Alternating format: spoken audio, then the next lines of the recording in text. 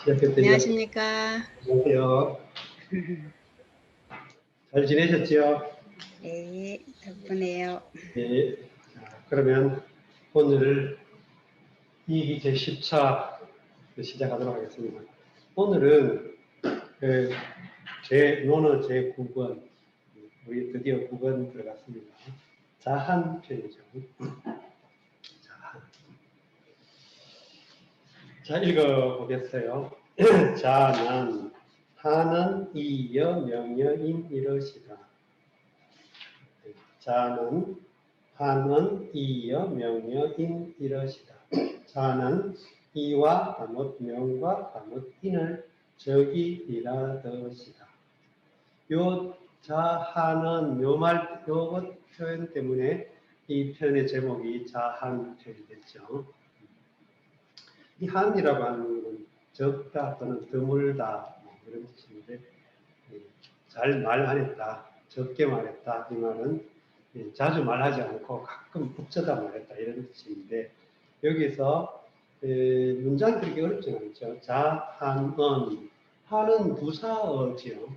언이라고 하는데 부사어로 그러니까 선생님께서는 드물게 적게 말했다. 뭐를 이와 명과 인을 이과 명, 운명, 숙명, 운명, 명, 그 다음에 인.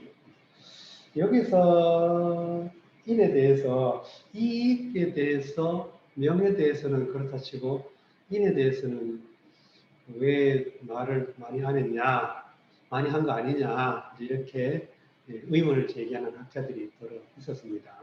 그래서 심지어 아주 좀 특이한 번역도 하게 됐어요. 어떤 사람은 자하는 리하고 여명여인 이렇게 끊어가지고 선생님께서는 이익을 작게 말씀하셨는데 이익을 말씀하실 때는 명과 인과 결부시켜서 말씀하셨다. 이런 해석까지 있었어요.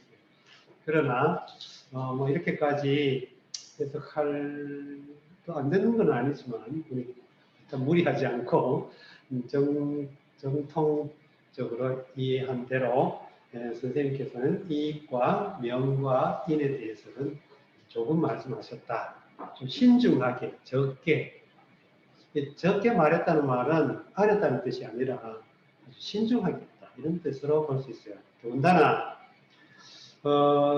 당시 상황이 이제 소인들이 이익 추구가 노골화되어 가고 있던 시기였기 때문에 어쨌든 사회의 어떤 질서나 보편적 가치나 이념이나 뭐 이런 것들을 생각할 때 이익을 인정하고 이익 추구를 인정하고 이것을 가치로 제시하면 상당히 문제가 될 수 있죠. 그래서 이익을 적게 말했다. 그리고 또 명이라고 하는 것도 이것도 뭐 쉽사리 그 당시로서는 개인이 사회 변혁에 심대한 영향을 미치기 어려운 구조였기 때문에 명 같은 것에 대해서도 그렇게 많은 말을 안 했고 인에 대해서도 이게 인이 공자가 이제 인을 새롭게 재해석하면서 어쨌든 중요한 가치로 인정을 했는데 세웠는데 중요한 거는 이런 말들이 공자 일생 전체를 포괄한다고 볼 수는 없지 않을까 싶기도 해요.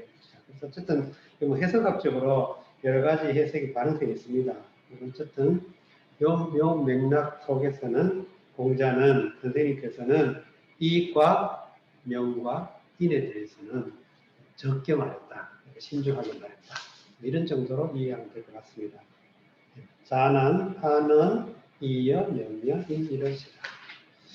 다음 문장입니다. 다랑당인이 왈 대제라 공자여 박학이 무 소성명이로다. 자이 문지하시고 위 문제자 왈 오 하집고 집어호와 집사호와 오이 집어의 요리라. 다랑당인이 왈 대제라 공자여 박학이 무소성명이로다. 자이 문지하시고 위 문제자 왈 오 하집고 집어호와 집사호와 오이 집어의 도리라. 다랑당인이 가로되 크다 공자여 너비 확호되 명을 성한 배에 없도다. 자이 들으시고 문제자 달여 밀어 가라샤되 내 무엇을 집하리요 어를 집하랴 살을 집하랴 내 어를 집하리라. 다랑당인 그래서 다랑은 당의 이름이다. 또 주석에 그렇게 되어 있죠. 당은 마을의 어떤 그 지방의 지역의 행정의 단위. 지금도 중국의 행정구역으로는 당이라는 말을 쓰기도 하고 현 밑에 진, 당 뭐 이런 식으로 쓰기도 합니다. 그래서 다랑이라고 하는 당의 사람이 말했다.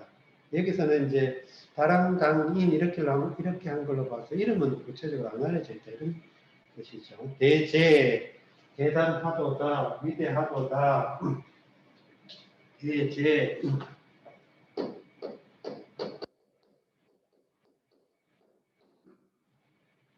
이 제라고 하는 글자는 제라고 하는 글자는 감탄형 어기사 같은 역할을 하죠. 그래서 이 느낌표 같은 그러한 형태로 이해하면 되겠습니다. 그래서 대제, 해제, 통제. 혹시 여러분들 관심 있으신 분들 중국의 뭐 사극 드라마 이런 데 가끔 보면 조조 삼국지 이런 데 드라마 가끔 보면 이제 조조가 이제 뭐 자기 부하를 죽여놓고 아이 짜이 그리고 이제 애라는 말이 마른 아이 이렇게 되거든요. 쟤는 더 짜이 이렇게 말해요. 아이 짜이, 통 짜이, 뭐 콰이 짜이 이런 식으로 통제, 해제 이런 식으로 여러 가지 형용사를 집어넣으면 어떠하도다 이런 뜻을 어떠하도다. 그래서 여기는 대라는 크다라는 형용사이기 때문에 위대하도다, 대단하도다 뭐 이런 뜻이죠. 근데 이게 이제 뉘앙스로 봐서는 상당히 좀 뭐랄까 약간 비꼬는 듯한 느낌도 들어요. 전체적인 경우는 이따 읽어보시면 알겠지만 대제라 공자. 여기서 이 공자라는 실제로 대단하다라고 표현한 대상 보 형태가 공자죠. 뒤에 나오죠. 그러니까 공자는 위대하다 이 말인데 의미는 공자는 위대하다 이 말인데 이걸 도치시켜서 위대하도다 공자는 이렇게 합니다. 위대하도다 공자는 대단하다 공자는 공자여 이렇게 이걸 우리가 평서문 형식으로 서술을 한다면 공자는 대단하다 그 말이죠. 그것을 도치시켜서 대단하도다 대단하구나 공자는 박학이 모소 성명 박학했는데 널리 배웠는데 성명한 바가 없다. 무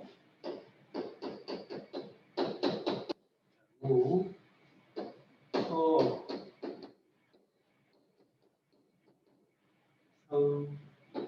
성명인데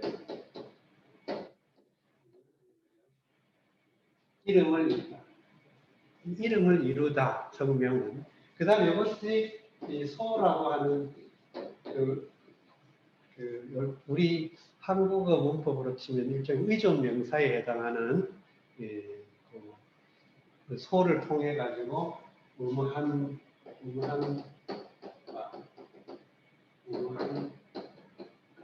이런 그런 이름을 이룬 바, 이름을 이룬 것 이런 뜻이죠.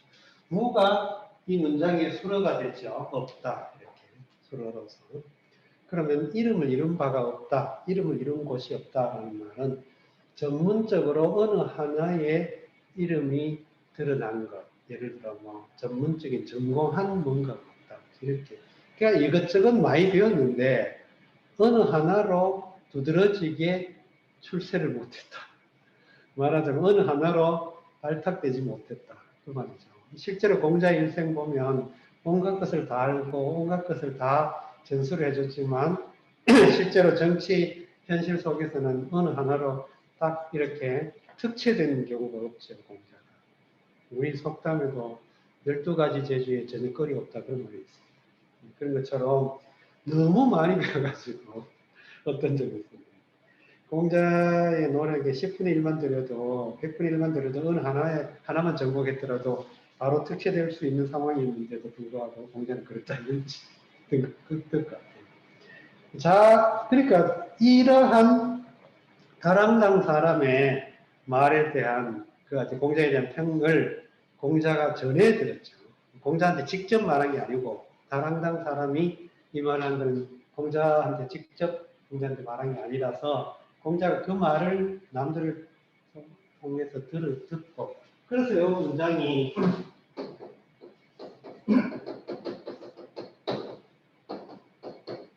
이런 구조죠. 간단하게. 그러니까 선생님께서 그것을 들으시고 그럼 그 내용을 들었다 이 말이죠. 들으시고 위문제자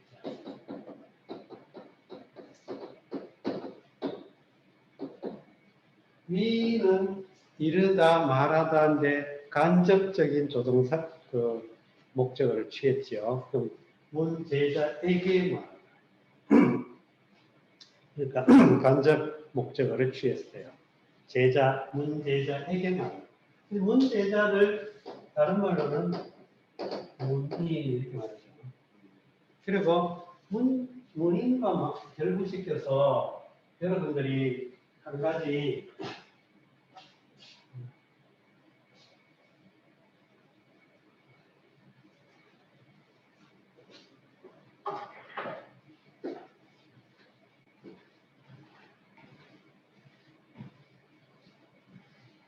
알아두시면 좋은 게 옛날에 그 과거 제도로 통해 가지고 문제를 주문할 때 과거 시험을 이제 평가하는 사람을 좌수라고 하고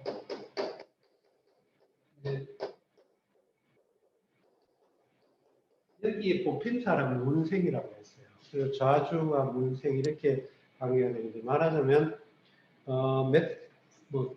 예를 들어 자오묘유 자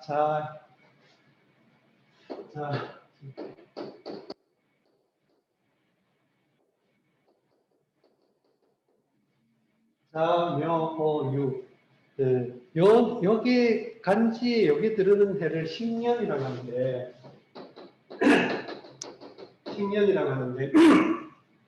이 식년에 해당하는 해에 정식으로 대과 시험을 보게 돼요. 그래서 이때 이제 이걸 식년시라고 해가지고 정식 시험이죠. 말하자면 정규 시험, 정기 시험.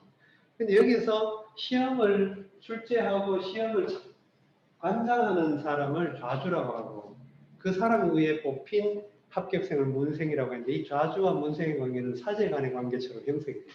그래서 이게 나중에는 인맥을 형성하는 중요한 통로가 되기도 하죠. 그래서 고려 후기가 되면 이 좌주 문생들 사이에 어떤 인맥의 파벌이 생기고 막 그래가지고 이것이 기득권이 되고 이렇게 해가지고 앞에서 끌어주고 뒤에서 밀고 막 이렇게 해가지고 문제가 돼요. 근데 조선 후기, 중기 후기 들어서면서도 역시 조선 중기 후기는 그또 이런 관계보다 이제 서원이라든가 이런 걸 통해 가지고 또 형성되긴 하는데 아무튼 그래서 문이라는 말은 어떤 문호, 문하 뭐 이런 의미로 쓰이는 말이기 때문에 여기서 문제자라는 말도 같은 비슷한 맥락으로 이해할 수 있죠. 그래서 선생님께서 그 말을 듣고 문하에 있는 제자들에게 말하기를 오하집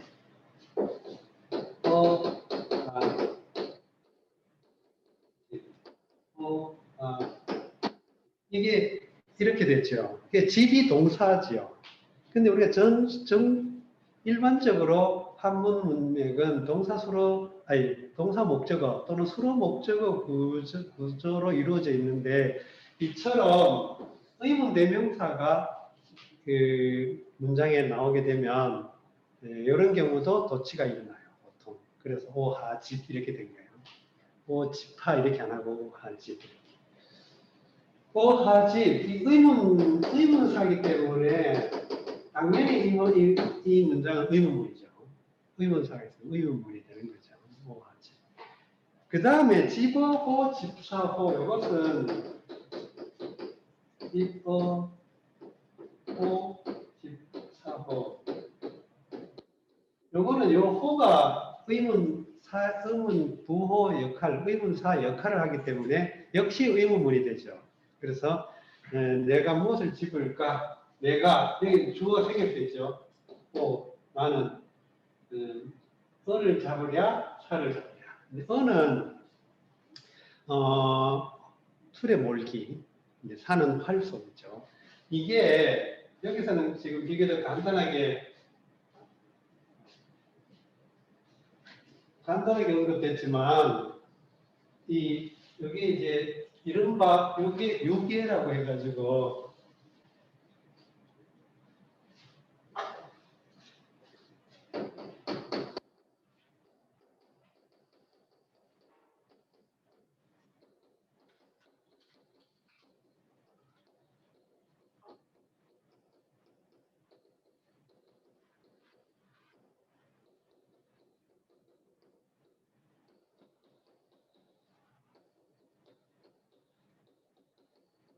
예약사어서수라고 하는 6개의 그 가운데 어와 사와 어를 지금 제시했죠.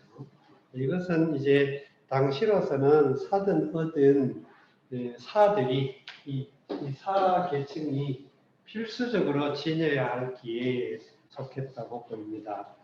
이것을 익혀놓아야만 기본적으로 출세를 할 수가 있습니다. 어디에 채용이 될 수가 있어요. 사의 그 생활 방식은 자기 존재 방식은 대부든 뭐 제후든 왕이든 아무튼 그런 정치체에 자기의 기능을 통해 가지고 채용이 돼야 돼요. 근데 그 채용이 되려면 뭔가 기회를 가지고 있어야죠. 근데 그 기회 중에 대표적인 게 이 6가지 유기회라고 했는데 이 가운데 사와 어를 특별히 거론한 것은 이것은 그만큼 이것이 일반적으로 춘추 시대 이런 시대에 이제 일반적으로 사람들이 특히 어떤 약간의 그 사회적인 계층에 속해 있는 사람들로서는 반드시 지녀야 할, 그래야 어디에 채용돼 가지고 무슨 일을 맡더라도 할 수 있는. 그리고 특히 술에 몰기는 어른을 위해서는 요즘 말하면 운전면허증 따는 것과 같은 거예요. 그래가지고 이걸 이 술에 모는 기술을 익혀두어야만 누구를 모시고 가더라도 돌발적으로라도 수레를 몰아가야 될 일이 많거든요. 교통수단이 아주 필수적인 교통수단이니까. 그 다음에 이제 활쏘기는 뭐 자기 신변 보호를 위해서라도 꼭 필요한 그런 기회였는데, 중요한 것은 공자가 이렇게 말했어요. 내가 수레 몰기를 택하랴, 활쏘기를 택하랴. 어느 하나를 이름 내야 된다면 내가 수레 모는 기술을 가지고 내가 취직을 하랴, 활을 잘 쏘가지고 하랴. 거기서 오, 이, 집, 의, 롤이라, 의니까 일종의 어기사죠. 그러니까 사실 진술이 아니라 어기사이기 때문에 어쨌든 주관적인 판단이나 주관적인 태도나 주관적인 그런 느낌이 들어가는 뉘앙스죠. 그래서 집어의라는 말은 나는 수레 몰기를 택하겠다. 수레 몰기를 통해서 내 기회를 익혀서 취직하겠다. 말하자면 내가 굳이 어느 하나의 이름을 전문적인 기회를 하나를 선택해야 된다면 차라리 수레 몰기를 택하겠다라고 이제 표현한 거죠. 이런 것은 사와 어의 어떤 가치 차이를 뒀는 건지는 잘 모르겠어요. 근데 우리는 이제 전통적으로는 이제 술에 몰기는 어쨌든 남을 위한 거기도 하고, 또 이 술에 몰다는 것은 또 말을 다스려야 되는 거기 때문에 말의 어떤 성질이나 이런 것들을 잘 조정하는 것이죠. 이 비유가 꼭 될는지는 모르겠지만 플라톤도 이제 이성에 대해서, 영혼에 대해서 말과 이성과 감성의 그 관계를 말로 비유한 데가 있죠. 그래서 이제 말이 날뛰는 뭐 그런 것을 잘 컨트롤하는 것, 이런 것을 비유한 적이 있죠. 그런 것처럼 옛날에는 말이 그 교통수단으로서는 아주 필수적인 것이었기 때문에, 그리고 춘추 시대 때까지만 해도 전투에도 전차전이 위주였다고 그러더라고요. 그래서 수레 모는 것은 굉장히 중요한 기술이 됐다고 합니다. 자, 읽고 정리하겠습니다. 다랑당 인이왈 대제라 공자여 박학이 무소성명이로다. 자이 문제하시고 위 문제자왈 오하집고 집어호와 집사호와 오의 집어의 교리라. 다음 구절입니다. 자이왈 마면이 예야이언을 금야 준하니 검이라 오 종중골이라. 배하이 예야이언을 금배호상하니 태야이라 수위중이나 오종학이라.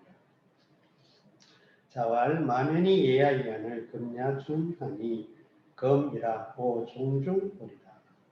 배하이 예야이언을 금배호상하니 태야이라 수위중이나 오종학이라. 자이 가라샤대 마로 명이 예언을 이제 준으로 하니 검한지라 내 중을 종보리. 하에서 배홈이 예언을 이제 상에서 배하니 태한지라 비록 중을 위하나 내 하를 종보리라. 이거는 이 글자는 원래 우리가 지금 현재로는 이제 순수하다라는 의미로 많이 쓰는 글자죠. 근데 이 글자를 자세히 보면 이게 기본 의미를 담당하고 있는 부위예요. 이건 실, 천. 그 다음에 이거는 둔 발음이 둔 또는 준 발음이죠. 그래서 여기 합쳐져가지고 이제 순수하다라는 의미로 쓰이지만 원래 이 맥락에서는 이거는 생사, 그러니까 실을 뽑은 상태 그대로 이런 걸 뜻하는 글자였대요. 그래서 이게 나중에 순수하다라는 퓨어 맞나요? 퓨리티 그걸로 그 의미를 담게 됐지만 그 1차적으로는 실을 뽑아가지고 가공하지 않은, 그러니까 실을 뽑아가 천을 만들었을 때 가공하지 않은 이걸 준. 그래서 이거 읽을 때 옛날에는 관습적으로는 준이라고 그래요. 요럴 때는. 근데 손으로 읽어도 하죠. 읽기도 하죠. 요즘은. 그러나 이제 굳이 이제 구별해 읽으려면 준이라 고작 읽습니다. 생사, 준 이런 식으로 읽습니다. 자, 마면에서 마는 삼마, 삼대.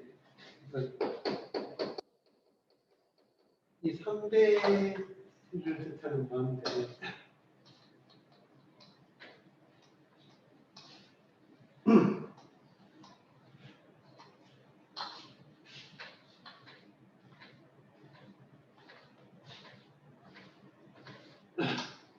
이 마는 삼배인데 삼배 종류, 그러니까 예를 들어 이런 거예요. 참깨 있죠, 깨. 깨도 중국에서는 질마라고 합니다. 질마. 그러니까 기름진 삼. 그러니까 모양이 비슷해요. 삼배하고 참깨하고 그 생김새도 비슷하고 잎사귀도 비슷하고 대궁도 비슷하고 그래가지고 지마, 호마 뭐 이런 식으로 참깨, 들깨 막 이렇게 하기도 합니다. 근데 이 대마도 삼씨를 기름짜 가지고 썼어요. 옛날에는 삼씨가 많이 열려요. 그걸 가지고 기름을 짜서 쓰고 그랬다는데 여기서는 어쨌든 이제 옛날에는 여러 가지로 활용하니까 섬유는 옷감 짜고 씨앗은 기름 짜고 이런 식으로 썼던 것 같아요.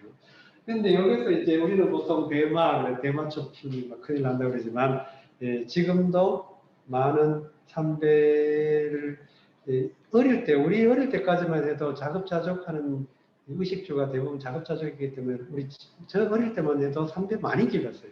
많이 길러가지고 그걸 베어가지고 쪄가지고 실을 뽑아가지고 볶음을 짰죠. 배틀에 올려서. 그러니까 이제 마라고 그래서 이제 이 삼을 이렇게 껍질을 벗겨가지고 이렇게 펴면 이렇게 스무식이 쫙 있어요.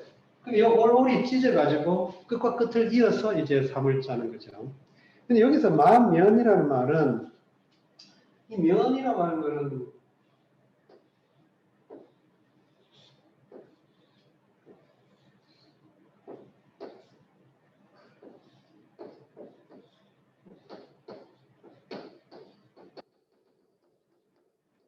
요 관을 면관이라고 해요. 이런 관. 근데 요 가운데 특히 이렇게 저 위에 판자처럼 뚜껑이 있는 그 관을 면관이라고 해요. 근데 이 면관 가운데 또 우리가 이런 관 있죠. 이건 또 면류관 그래가지고 이렇게 구슬을 끼워서 느린 거는 류라고 하는데 그 합쳐서 면류관 그렇게 하고 가장 공식적으로 제일 이 권위 있는 관, 그건 면류관. 그리고 보통 면관 그러면 일반적으로도 면관 그러면 이렇게 위에 이렇게 뚜껑이 있는 관을 뚜껑이 이렇게 평평하게 있는 관을 면관이라고 합니다. 이건 어쨌든 간에 공식적인 복장에 가장 격식 있는 그 관모 제도죠. 근데 여기서 면관이 예약을, 마면이 예약. 마로 만든 면관을 쓰는 것이 예다, 예법에 맞다. 그 말이에요. 그럴 때 여기 주석에 의하면 이 마면이란 뭐냐면 치포관 이렇게 말했는데 치라고 하는 거는 검붉은 물감을 들인 걸 말해요. 그러면 삼배를 짜가지고 천을 만들어가지고 거기에 검붉은 물감을 다시 염색을 해가지고 그걸로 관을 짠 거다. 이런 뜻이에요.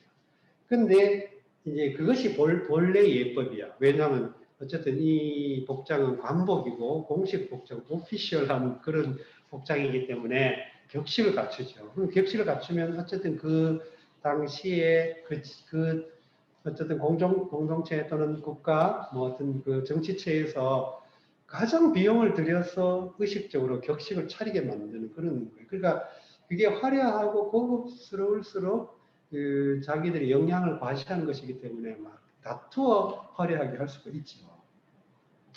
그런데 이제 그 치포관이라고 하는 거는 아주 곱게 짠 배로 물감을 들여가지고 그렇게 만든 관인데 이게 원래 그 당시는 가장 이제 격식 차린 관이었는데 금야준하니 지금에서는 생사를 쓴다. 생사를 가지고 뽑은 천으로 그대로 그냥 관을 만든다. 그런 뜻이에요. 이게 금야준, 금야.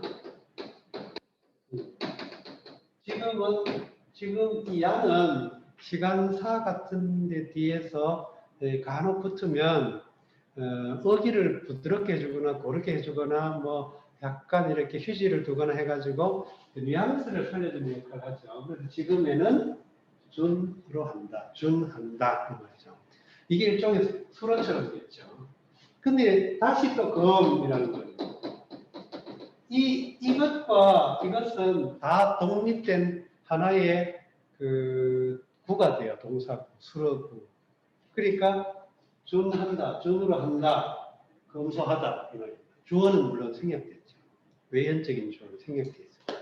그러니까 지금에서는 생사로 하니 이것은 검소한 것이다. 이렇게 된 것이죠.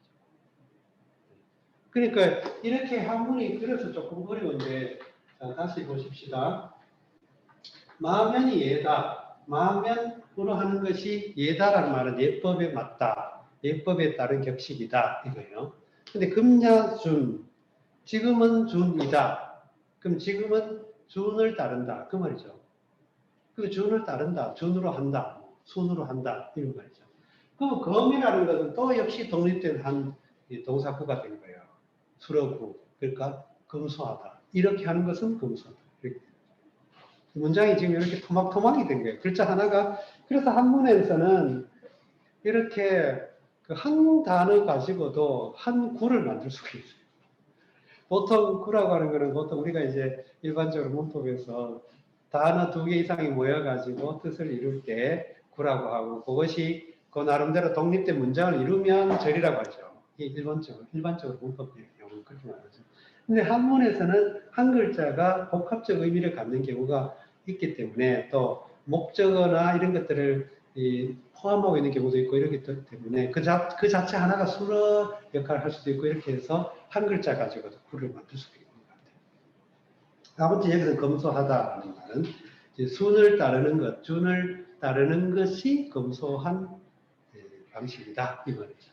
오종중홀이라 나는 중을 따르겠다. 이게 그 주절이죠. 실제 오종중 오,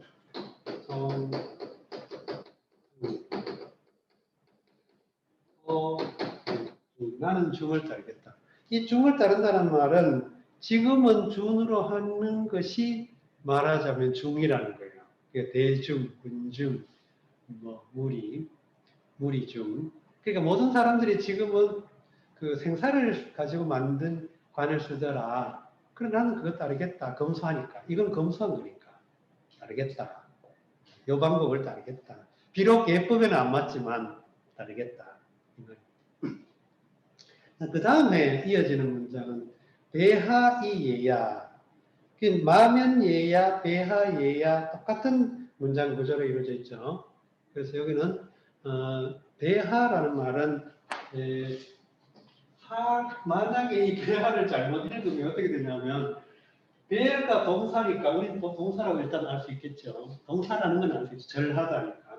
물론 절이라는 명사로 쓰이기도 하지만 일반적으로 여기는 명사가 먼저 나와가지고 뭐 이런 경우보다는 주로 한문에서는 짤막하게 나오면 고전 한문에서 주로 동사가 먼저 나오는 예가 많으니까 자 배하라는 말은 마치 이렇게 해석할 수도 있지 않냐 하는 거예요. 그 아래 사람을 절한다. 근데 이게 아니고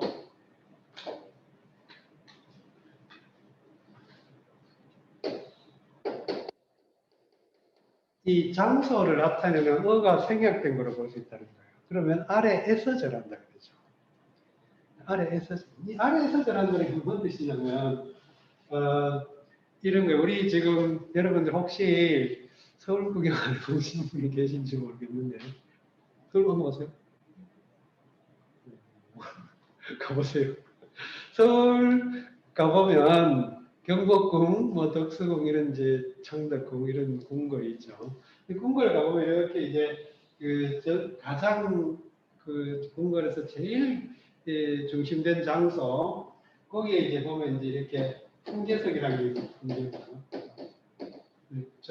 품계석 관리들이 이제 공식적인 행사를 할 때 이렇게 자기 신분에 자기 어떤 직책에 맞는 관품에 맞는 자리에 가서 서게 돼 있고 그걸 품계석. 근데 이 품계석을 지나면 이렇게 이제 계단이 있고 이렇게 좀 약간 더 이렇게 해서 이렇게 해가지고 이제 일문 올 때도 있고 뭐 하여튼 그래요. 근데 여기서 보면 여기 이제 말하자면 당이죠. 그 당 아래에서 여기서 절하는 게 말하자면 배어하라는 거예요. 그러니까 임금을 보러 갔는데 또는 공식적인 어떤 임무를 통해 가지고 그 영주, 군주를 뵈러 갔는데 절을 할 때 처음 왔다고 이렇게 보고하고 절을 할 때 어디서 하냐? 아래에서 하는 게 예다. 배어하. 근데 보세요. 금배호상에서 왜 호상이죠. 호가 살아있죠.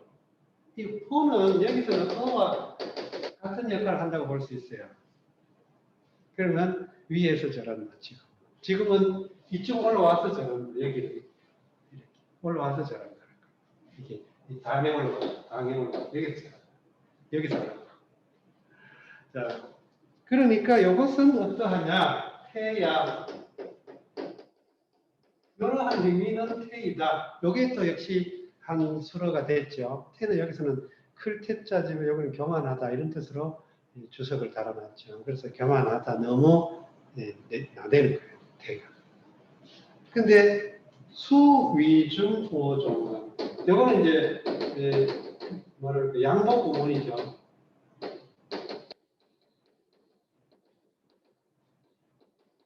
요 글자가 위체. 그래서 이게 발음으로 많이 써요. 그래서 여기다가 인변을 붙이면 위대하다. 또 여기에 책받침을 붙이면 어기다. 또 말씀언을 붙이면 꺼리를 다는 뜻으로 휘라고 해요. 휘. 기휘하다, 피휘하다 할 때 휘. 그래서 특히 돌아가신 어른의 이름을 휘라고 하죠. 돌아가신 어른의 이름을 함부로 안 부른다 해서 휘라고. 그래서 여러분들 족보나 뭐 문집이나 이런 데서 어떤 사람을 소개할 때 보면 휘 아무개 이렇게 돼 있습니다. 이런 것들은 발음이 여기 위라는 발음을 이루겠습니다. 그리고 이런 것도 있죠. 경미 형태. 자, 이런 식으로 발음이 있는 거죠. 여기서는 책받침이 있어서 어기다가 됐죠. 어기다. 그러면 비록 어기다, 무리를 어기는 것이다. 비록 이것은 어기는 것이다. 근데 여기 비록이라고 하는 일종의 부사어 때문에 양보구문이 됐죠. 비록 뭐뭐 하더라도. 비록 뭐뭐 하더라도. 그래서 비록 그 군중, 대중을 어기는 것이라 하더라도. 그래서 이 수라는 말은 몇 번 나왔죠? 예, 아주 비록 뭐뭐 하더라도라고 하는 이런 뭐라고 할까? 양보구문을 이끌어온다. 그럼 오종하, 나는 아래를 따르겠다. 아래는 전하는 걸 따르겠다 이 말이죠. 이렇게 우리가 이제 이런 논어 이런 구절이 나올 때, 논어뿐만 아니라 다른 이런 구절 나올 때 중국에서 만든 사극 드라마나 영화를 가끔 보면 이런 생활사, 미시사 이런 관점에서 보면 문화인류학 이런 관점에서 보면 재밌는 게 되게 많습니다. 근데 이 공자를 소재로 제재로 한 드라마나 뭐 영화 이런 것들이 꽤 많지요, 찾아보면. 근데 그 가운데 잘 만들었다고 여겨지는 게 주윤발이 주연했던 공자라는 영화가 있어요. 근데 그 주윤발이 주연한 공자의 첫 장면 보면, 그러니까 막 영화가 딱 시작되는 첫 장면 보면 주윤발이 막 이렇게 이제 그 옷을 딱 갖춰 입고서는 진짜 요 다음 편이 이 향당이라는 편인데, 향당이라는 편은 공자의 그 행태, 행동, 양식 이걸 많이 이렇게 증언해주고 있는 그런 중요한 편인데, 그 향당에서 공자가 평소에 어떤 행동을 보였는지를 이 모티브로 삼아가지고 막 이렇게 이제 긴 복장을 갖추고서는 이렇게 들어가가지고 이제 궁궐에 들어가자마자 마당에 넓적 엎드려가 절하는 장면이 나와요. 그러니까 다른 대부들이 지나가도 저 사람 뭐 하나 도대체 왜 저러지 뭐 이런 남 안 하는 척하네 뭐 이런 식의 비아냥 가리는 듯한 표정으로 지나가는 이런 장면이 처음에 나옵니다. 공자라는 영화 처음에. 근데 주윤발의 공자가 참 나름대로는 꼼꼼하게 잘 만든 것 같아요. 다만 아쉬운 거는 공자는 원래 키가 한 2m 좀 넘은 걸로 알고 있는데 주윤발이 키가 작더라고요. 체구는 당당하고 다 좋은데 이 키가 작더라고요. 키만 커서 정말 공자의 느낌이 확 오는 그런 그림 속의 공자하고도 주윤발의 이미지가 상당히 흡사했어요. 그래서 아무튼 틈날 때 주윤발의 공자 꼭 한번 보십시오. 재밌습니다. 잘 만든 것 같아요. 자왈 마면이 예야연을 금야 준하니 금이라 오종중우리라. 배하이 예야연을 금배호상하니 태야이라. 수이중이나 오종하 아니라. 자, 그 다음에 자절사 이러시니 무의 무필 무고 무아 이러시다. 자절사 이러시니 무의 무필 무고 무아 이러시다. 자이 사이절 터시니 의 없으며 필이 없으며 고이 없으며 아이 없듯이다. 자절사 네 가지를 절 끊었다. 네 가지를 끊었다. 요 절은 끊을 끊어 없앴다. 뭐냐? 그래서 요 절사와 무의 무필 무고 무아는 일종의 주제어와 그 평가어, 평언 이런 식으로 나누어지는 것 같아요. 그러니까 네 가지가 없었다 또는 부문장처럼 절사가 부문장이고 그 뒤에 것이 주문장처럼. 그럼 무라고 하는 거는 요 글자가 무라는 뜻으로 쓰이기도 하고 그 글자에 따라서 관의 뜻으로 쓰이기도 해요. 요 관으로 쓸 때는 요 관으로 괴일관자. 그래서 고구려 동천왕 때 그 시기가 중국에는 삼국시대에 해당했는데 위나라에서 고구려를 침공을 해가지고 그 동북 쪽 위나라가 조비의 위나라가 동북 쪽그 말은 변방을 좀 이렇게 안정화시키려고 고구려를 침공하게 되죠. 그때 이 쳐들어왔던 장소가 관구검이라는. 근데 요 관자를 쓰는 것 같더라고요. 이게 무가 아니고 관이에요, 이럴 때는. 근데 여기서는 무로 읽지요. 무로 읽으면 말무 또는 업술무. 업술무는 원래 이렇게 쓰거나 또는 이렇게 쓰거나 쓰는데 이 무는 이 가 같이 쓰여요. 그러면 원래 금지 조동사로서 뭐뭐 하지 말라 이런 뜻을 해요. 근데 여기서는 무를 없다라는 의미로 쓰죠. 왜냐하면 사기에는 주석에 나와 있듯이 사기에는 이 무가 무로 돼 있어요. 그래서 만약에 이걸 금지 조동사 형태로 보면 하지 말라가 되는데 없다라고 하면 수로가 되죠. 그냥 수로가 있다 없다라는. 그래서 이거는 이렇게 보는 게 타당하겠다라는 겁니다. 공부학적으로. 만약에 이걸 금지 조동사로 본다면 명령형인데 명령형이 아니잖아요, 여기서는. 그래서 이런 경우는 그냥 사기의 어떤 그런 요 구절에 해당하는 사기에 인용된 내용을 바탕으로 해서 물어보는 것이 더 이치에 맞겠다, 논리적인 맥락이 맞겠다 해서 물어 해석을 합니다. 그렇게 되면 의가 없고 필이 없고 고가 없고 아가 없다. 의는 주석에 의하면 사의야 이렇게 주석이 되어 있죠. 사의는 사사로운 뜻, 그러니까 사사로운 의지. 이 사사롭다는 말을 현대식으로 말하면 개인적인 이런 의미로 볼 수 있어요. 개인적인, 사사로운, 개인적인. 그 다음에 이제 그러니까 개인적인, 그러니까 이기적인, 개인적인 의지가를 내세우지 않았다, 없었다. 먼 일에 옛날에는 이게 사람들의 행위가 상당히 노출되어 있어서 특히 어떤 신분이라든가 지위 계층이 있는 사람들은 그 행위가 개인적인 행위라기보다도 상당히 노출되어 있고 공적인 영역으로 귀속되는 경우가 되게 많았기 때문에 이제 그 사람이 어떤 모여가지고 어떤 뭔 일을 할 때 사적인 의도를 집어넣어 개입시키게 되면 문제가 많죠. 현대 사회에서도 조직이라든가 공무원 이런 식으로 어쨌든 간에 공공기관이나 조직에 속한 사람의 경우는 사적인 의지를 내세우면 좀 문제가 있을 수 있다 이런 이야기죠. 그 다음에 무필, 필은 여기서는 주석에는 기필야 이렇게 했는데 기필야라는 말을 가만 보면 기라는 말입니다. 기는 기약하다, 기대하다 이런 뜻이에요. 기약하다 또는 기대하다. 필은 반드시라는 뜻이죠. 그러면 기필하다라는 말이 옛날에는 하나의 동사처럼 쓰여가지고 뭐 어떤 뜻을 갖게 됐냐면 반드시 그렇게 되기를 바라고서 뭘 하다 이걸 기필하다 이렇게 말했어요. 그래서 이게 부사로 우리 부사로 쓸 때 기필코 이런 걸 쓰죠. 기필코 이루고야 말겠다. 뭐 이런. 기필코 뭘 하고야 말겠다.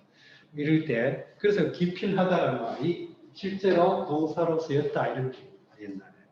근데 요즘은 기필하다는 말을 거의 안 쓰죠. 반드시 뭐뭐 하다라는 부사를 넣은 동사구 반드시 뭐뭐 하다 이렇게.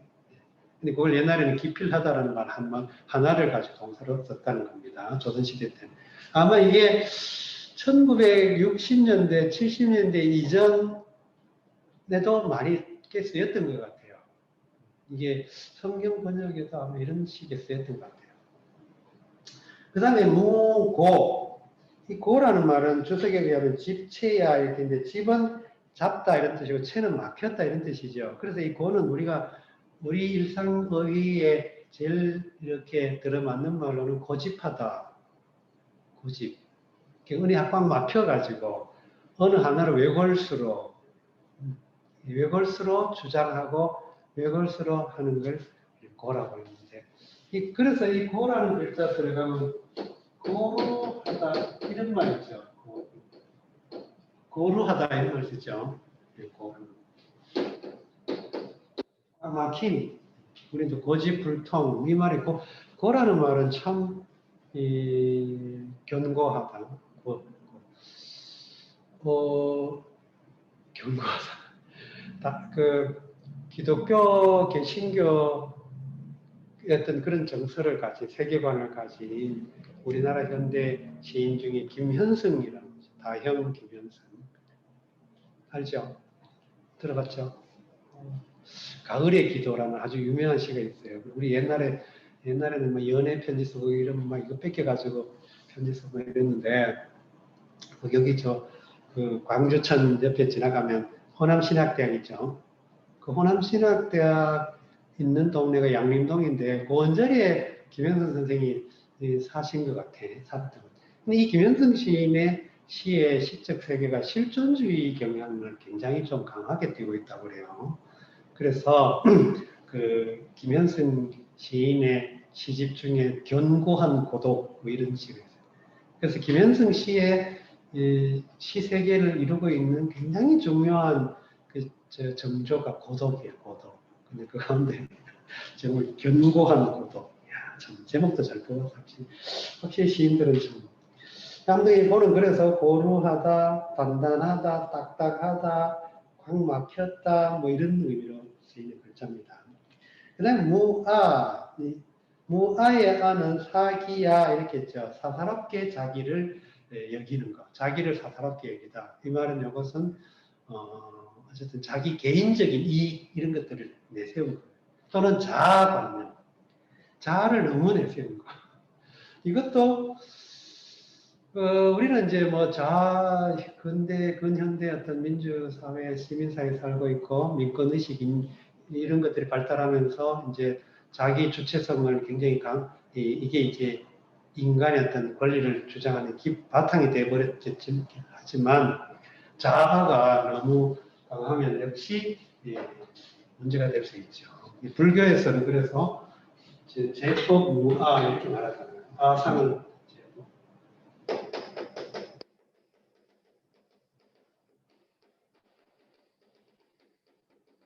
물론 저기 아가 나를 뜻하는 거라고 일치된 건 아니에요. 여기서 말하면 어쨌든 일상성을 아이덴티티, 정체성, 아상 이걸 갖는 것이 없다는, 그러니까 한순간도 셀프 아이덴티티를 갖는 게 없다. 그런 의미로 제법무아라고 하는 것 같아요.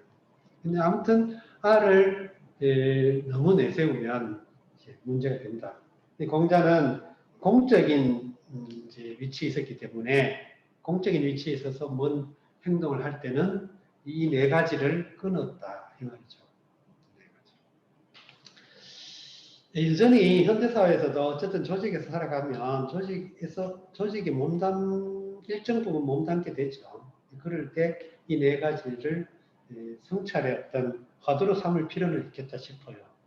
물론 뭐 이걸 공자처럼 막 이렇게 금과 옥조로 여겨가지고 고지고대로 따르면 그 문제가 있죠. 그러나 이제 그게 아니라 왜 공자가 이런 말을 했겠나? 이게 도대체 뭔 의미가 있나? 이렇게 우리가 조금 유추해서 성찰해 보면 상당히 중요한 그런 의미를 가지고 있다고 보입니다.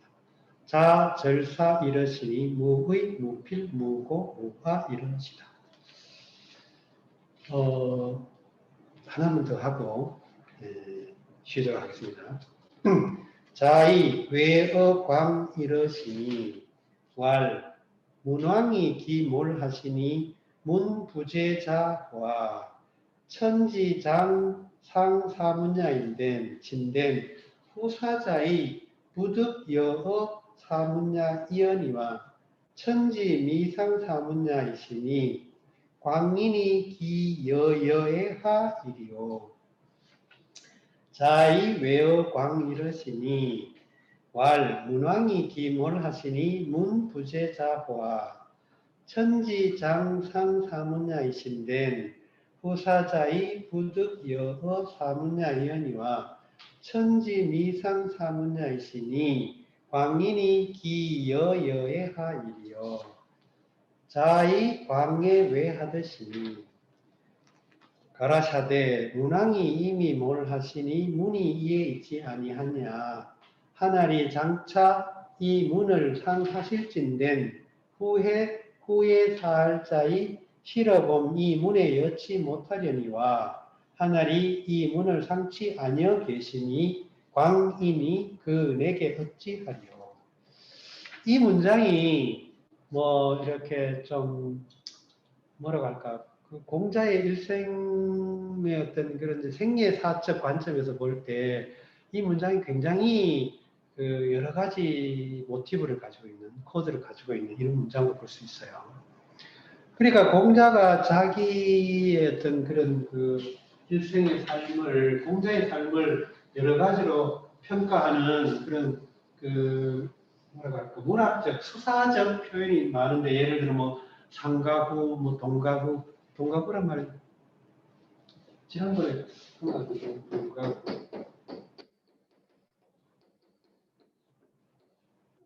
상가구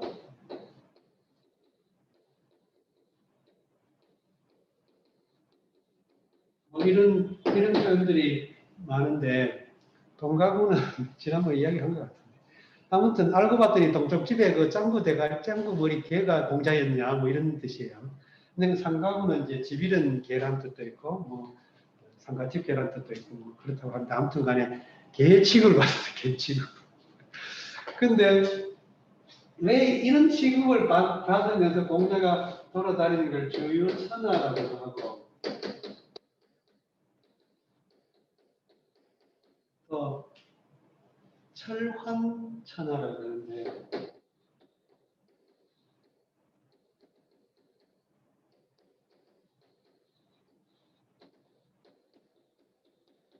주유천하 또는 철환천하 이러는데 주유천하라면 천하를 두루 돌아다녔다는 뜻이고 철환천하는 수레를 타고 막 돌아다닌다는 그런 뜻이에요.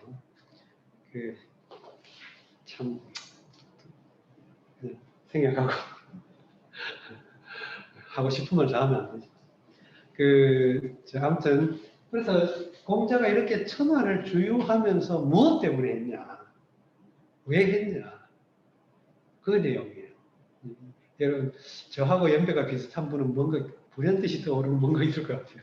이 공자는 무엇 때문에 천하를 철환했으며 그러니까 천하를 하는 과정에서 와중에 공자가 요 광이라는 지역을 지나가다가 일어난 에피소드예요.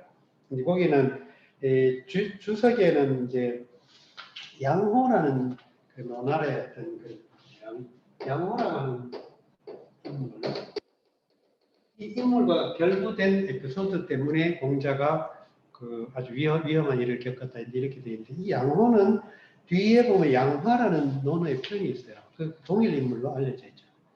자, 그런데 이 말은 어쨌든 여기가 땅이 송나라였던가 뭐 그런데 어쨌든 공자가 광이라고 하는 지역을 지나가게 됐는데 여기에 이전에 이 광 땅에서 양호라는 사람이 광 지역을 굉장히 사람들을 많이 괴롭힌 사건이 있어요. 아주 막 혹독하게 착취하거나 막 하여튼 괴롭혔어요. 약탈하거나. 그러니까 이제 공자의 그 모양이나 허무대나 행색이 양호하고 상당히 오인받게끔 됐었나 봐요. 그래서 사람들이 이제 양호한테 한이 맺혀가지고 공자가 양호 비슷하게 생겨가지고 저 사람이 양호다라고 생각하고는 사람들이 이제 우리 저 양호 저거 처단하자라고 사람들이 막 곡괭이 들고 막 새스랑 들고 막 이제 일어난 것 같아요. 그래서 요 사건이에요. 그래서 왜라는 말은 원래는 두려워하다 이런 뜻이죠. 우리가 두려워하다. 이 경외라는 말이 있어요. 경외. 또 노래 나올 테니까 그냥 넘어갑시다. 경외라는 말은 두려워하고 공경하고 두려워하는 걸 경외하다 그러죠. 네, 경외감, 경외심 이렇게. 그럼 여기서는 왜라는 말은 두려워하다라는 말인데 여기서 두려워해가지고 그냥 두려워하기만 한 게 아니고 주석을 우리가 염두에 두고 읽어본다면 경계하는 마음을 가지게 됐다 그런 뜻이에요. 그러니까 뭔가 경계해야 할 상황에 처한 거예요. 광탕에서. 그러니까 신변에 요즘식으로 말하면 제일 정확하게 말하면 광땅에서 신변의 위협에 처했다 이렇게 됐어요. 신변의 위협에 처했다. 신변이 위험한 일에 처했다. 그 뜻입니다. 왜가 신변이 위험해진 그런 상황에 처한 거죠. 그래서 이제 막 사람들이 이제 제자들도 술렁술렁하고 동요하고 막 불안해하고 있는 상황이었어요. 그랬더니 공자가 뭐라고 말했냐? 문왕이 기몰. 문왕이 이미 돌아가셨고 문부제자고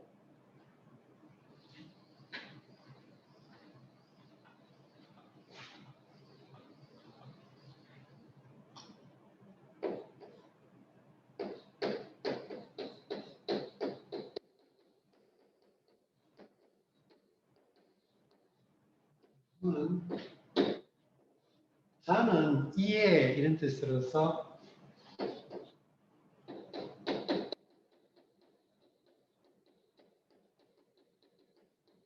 이런 뜻이에요. 여기 이해 이런 뜻이에요. 그러니까 여기 이제 문 부제들이 문은 일종의 그렇죠. 이런 의미예요. 그러니까 문화. 여기서는 이제 주석에는 예약제도 이렇게 말했죠. 예약제도. 예약제도 뭐 이렇게 말했는데 예약제도라고 하는 거는 인문 문화죠. 휴먼 컬처. 휴먼 컬처.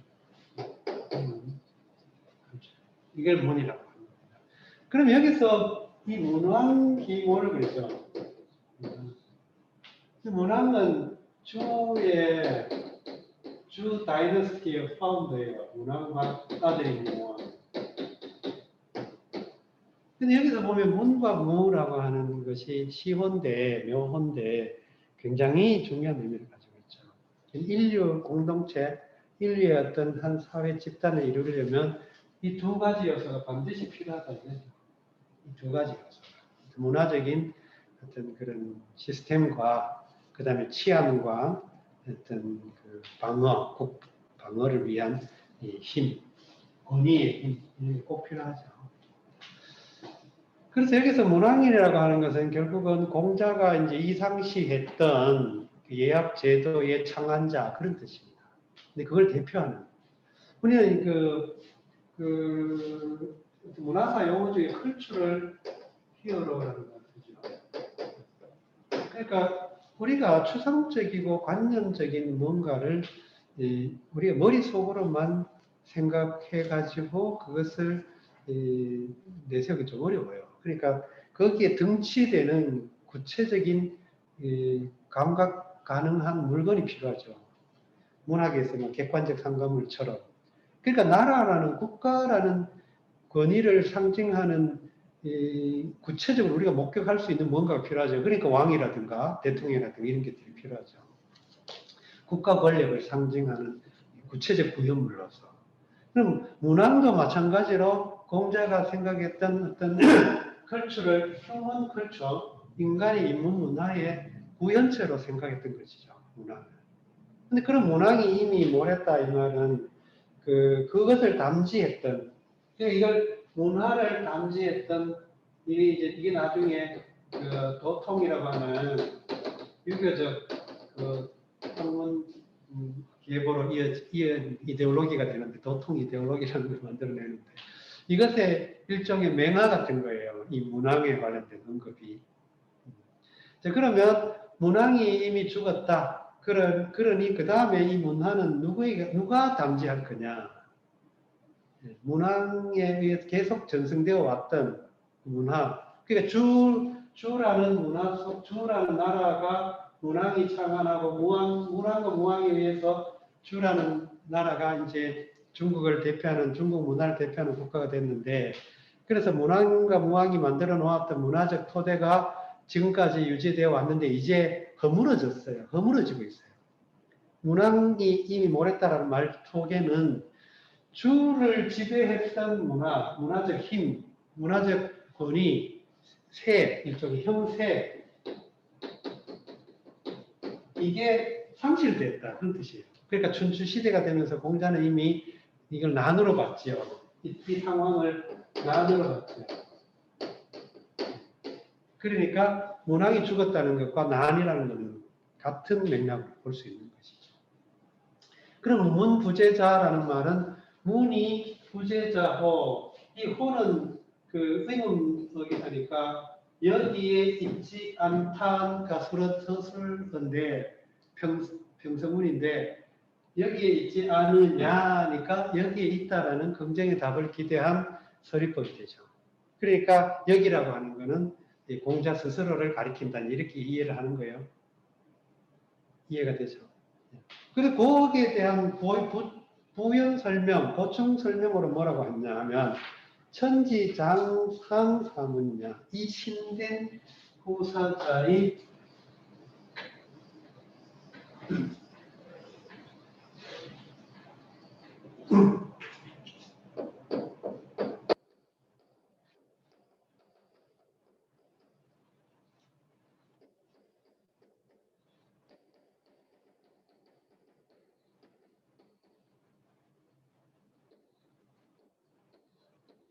자, 이렇게 일단 이해할 수 있어요.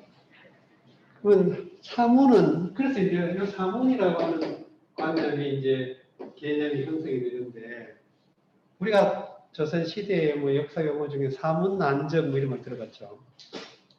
송시열이 뭐 명실윤증 이런 사람들 또 막 약간 그런 자기 학설을 약간 배치되는 그런 학설을 제시한 사람은 사문난정이라고 했다 뭐 이런 이야기가 있는데 사문이라는 관념입니다. 그럼 상은 사문을 잃게 하다 이 말이죠. 사문을 잃게 하다. 그러면 여기 이제 천이 일단 주어겠죠. 천이 이 문화, 사는 이 사자니까 이 문화를 잃게 하다 그 말입니다. 근데 여기서 장은 그 어떤 다가오는 가까운 임박한 미래 상황을 시상을 만들어 주기도 하고 또 나중에 그게 이제 나중에는 그래서 나중에 그 목적어를 이끌어오는 역할을 하게 돼요. 나중에 한 후대에 내려오면서. 근데 여기서는 어쨌든 장차라고 하는 의미로 부사어로 보는 것이 이제 일반적이죠. 그러면 하늘이 장차 이런. 근데 여기 지가 왜 들어갔냐 하면 하늘은 장차 이 문화를 없애려고 한다라는 평서문이 아니고 이것이 일종의 종속절처럼 문장을 만들기 위해서 지가 들어가는 거예요. 지가 들어감으로써 이것이 이렇게 해서 딱 끝났다가 아니고 지 때문에 이게 이렇게 이어지고 지라는 그 역할이. 그래서 지가 이 주어와 서술어 사이를 더 결속을 시켜버려. 그래서 독립성을 잃어버렸죠. 독립된 문장의 기능을 약간 무너뜨려 버렸죠. 그래서 지가 들어감으로써. 이거는 조금 더 이런 문장을 조금 더 접해 보시면 지가 이래서 들어갔구나 하는 걸 이제 느끼실 거예요. 아직은 잘 이해 안 되더라도 일단 그렇게 넘어가시면 됩니다. 만약에 지가 없다면 그냥 평서문인 거예요. 하늘이 장차 이 문화를 없애려고 한다라면. 근데 이제 여기서는 지가 들어감으로써 하늘이 장차 이 문화를 없애려고 한다면이라고 하는 부문장이 됩니다. 종속. 후사자 부득여 사문야. 요게 주절이 되는 거예요. 후사자 부득여 사문야.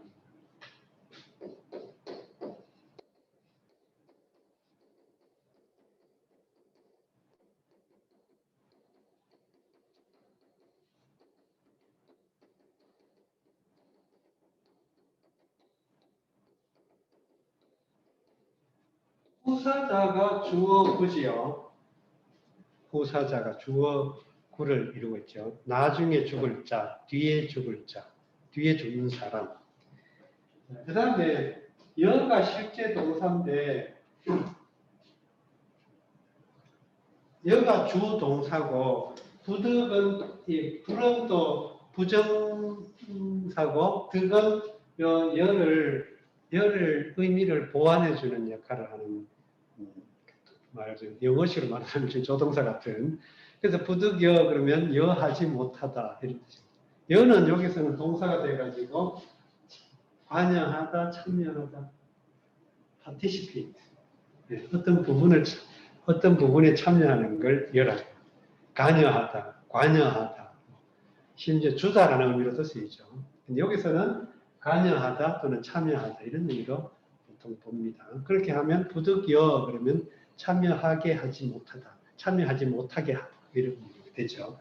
그 어는 어디에 해당하는 전치사가 되어서 여기 소사자는 구체적으로는 공자 자신을 가리킨다고, 공자가 자기 스스로를 가리킨다고 전통적으로 일반적으로 그렇게 해석을 합니다.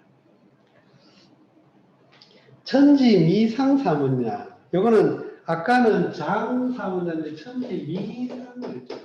미가 들어갔죠. 그죠? 미는 아직 뭐 하지 않다라는 뜻이에요. 그러니까 시상을 나타내고 가지고 있죠. 아직 뭐 하지 않다. 시간상을 가지고 있죠. 그러면 아직 이 문화를 없애려고 하지 않는다. 그러니 광인 비여여하 요것만 이제 설명하면 광인 이기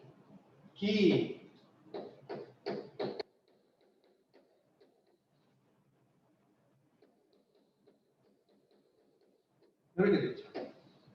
근데 일반적으로 무엇이 어떠하다 앞에 어떤 주제가 쭉 있고 어떠합니까? 라고 할 때는 하여라고 보세요. 우리가 하여가 뭐 이런들 어따리 저런들 어따리 뭐 드럼치기 엎혀진들 어따리 그때 그걸 하여가 이렇게 번역하죠. 요즘 하여가 그러면 정몽주 생각 안 하고 이방원 정몽주 생각 안 하고 서태지 하여. 하여라는 말은 하여가 어떠하다. 근데 여기에 무엇이 어떠하다라고 할 때는 여하가 도치가 되고 요 사이에 들어요. 그래서 여가 말하는 목적어가 된 거죠. 나를 어떻게 하겠냐. 나를. 그래서 광인이 나를 어떻게 하겠냐. 하늘이 이 문화를 없애려고 하지 않으니까 광 사람이 나를 어떻게 하겠냐. 그들이 기는 약간의 지시 또는 가정 뭐 이런 의미를 이제 이끌어온다고 하기도 합니다. 약간 뉘앙스상 이런 약간 지시의 의미도 있겠죠. 유보 이런 의미도 있고 추측 이런 뜻도 있고 기도 역할이 많아요. 근데 여기서 어쨌든 중요한 거는 하여 독립구로 만들 때는 하여라고 하는 형태를 쓰는데 무엇이 어떠하다라는 목적어가 들어가면 여하가 도치가 돼가지고 하와 여가 도치가 돼가지고 여하 형태로 쓰고 요 사이에 그 목적어를 집어넣는다. 이것만 이해하시면 될 것 같아요. 근데 이제 후대에 내려오면 하여 여하가 서로 호환돼서 쓰이게 돼요. 그래서 후대에 내려온 후대 텍스트에는 여하 하여 별 구별 없이 쓴 것 같아요. 그러나 논어 맹자 수준의 논어 맹자 텍스트에서는 하여와 여하 이런 식으로 도치가 일어난다는 거 이런 게 문장의 어떤 수사적인 양식이다 뭐 이런 정도로만 이해하시면 될 것 같습니다. 자, 읽고 좀 쉬도록 하겠습니다. 자이 외어 광 이러시니 왈 문왕이 기몰하시니 문 부제자와 천지 장 상 사문야이신데 후사자의 부득 여 사문야 이언이와 천지 미상 사문야이시니 광인이 기 여의 하이리요. 쉬었다 하겠습니다.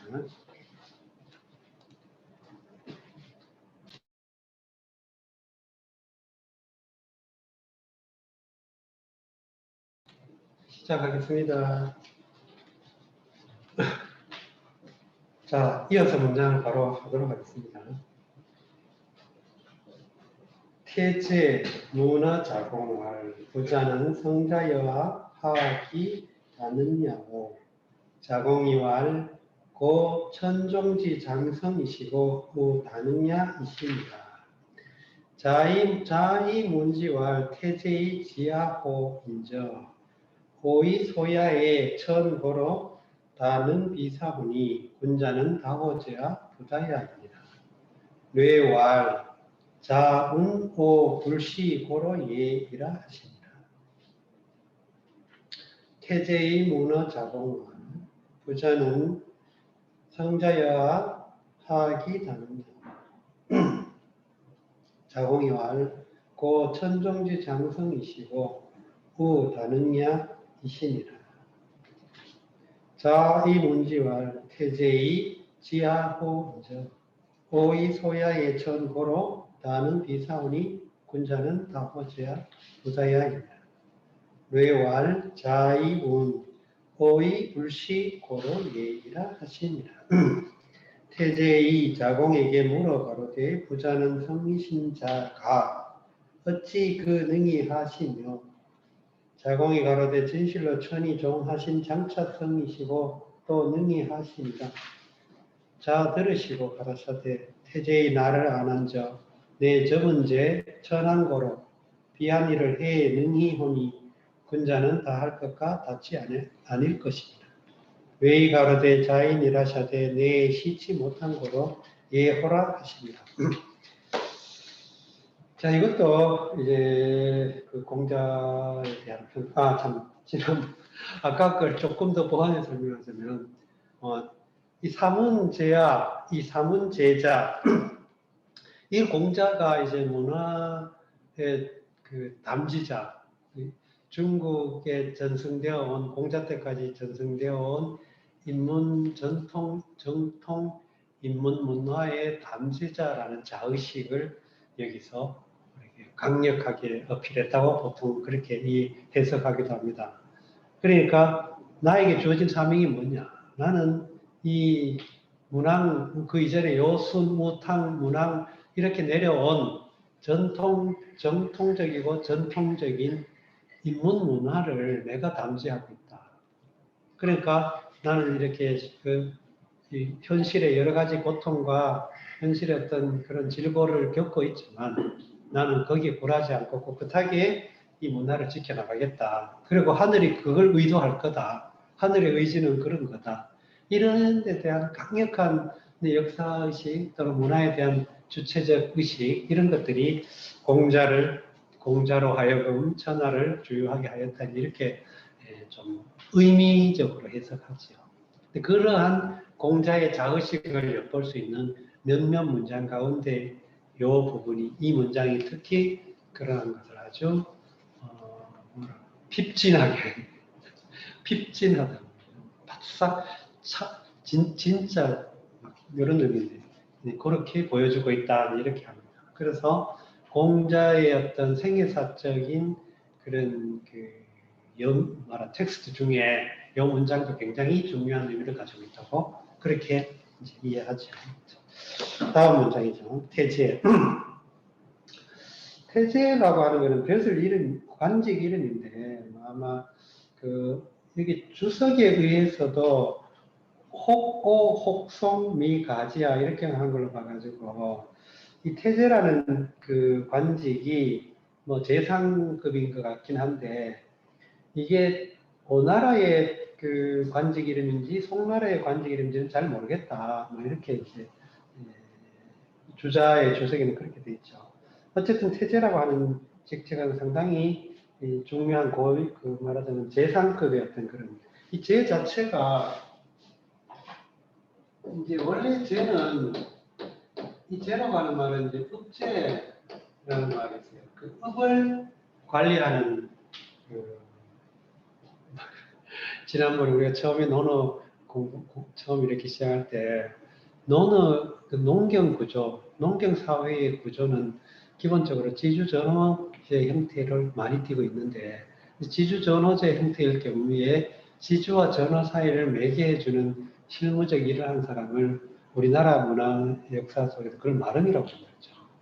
그런 것처럼 국가 규모에서는 어쨌든 군주와 생산자 인민 사이를 매개해주는 관리.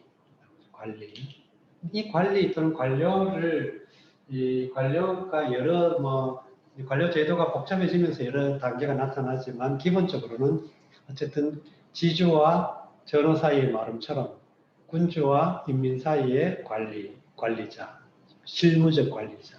근데 그런 가운데 그 대부들이, 그러니까 가문을 소유한 대부들이 자기의 영지 내의 여기저기 중요한 중심지에 파견하는 그런 행정 관료를 제라고 합니다. 그래서 읍제 또는 수제 이런 걸, 그래서 조선 시대에도 수령을 수제라고도 합니다. 그리고 요 제에 이제 상자를 붙여가지고 제상 이렇게 상을 돕는다 이런 뜻이 있고, 그래서 태제니까 제일 높은 제 이런 뜻이니까 아마 재상급이겠죠. 그런데 이걸 여기를 대가 썼는데 태로 읽었죠. 이런 경우가 있어요. 그 관습적으로 태로. 이럴 때는 뭐 이런 의미를 가지고 있어요. 태제. 그래서 크다라는 거죠. 자, 태제가 자공에게 물었어요. 자공에게 문어 자공 혹은 자공에게 물었다라고 하는 평서문 형태죠. 왈 이하가 실제 내용을 인용해 주고 있죠. 부자 성자여. 부자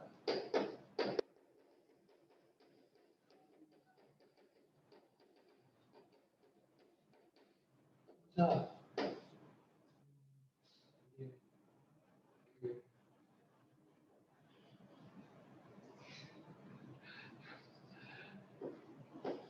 수런데 만약에 영어로 치면 비동사 더하기 주격 보호 형태인데 여기서는 동사 수로가 없잖아요. 그래서 그냥 부자는 성장이다 이렇게 되는 거예요.